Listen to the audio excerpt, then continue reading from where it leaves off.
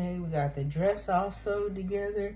So now we have to iron the back. So you want to open up the seam and just iron it open.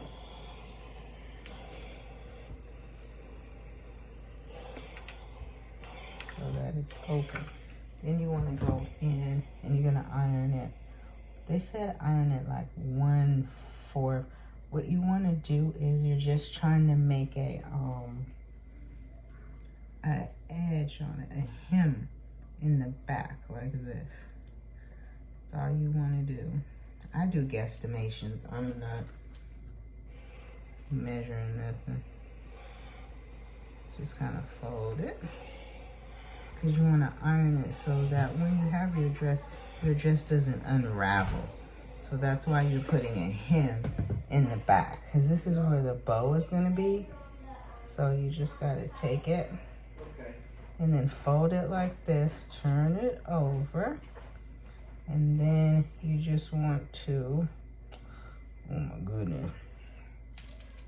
Now any other time this will work, huh? Oh wait y'all, there it go. See that fold right there? We're gonna get that.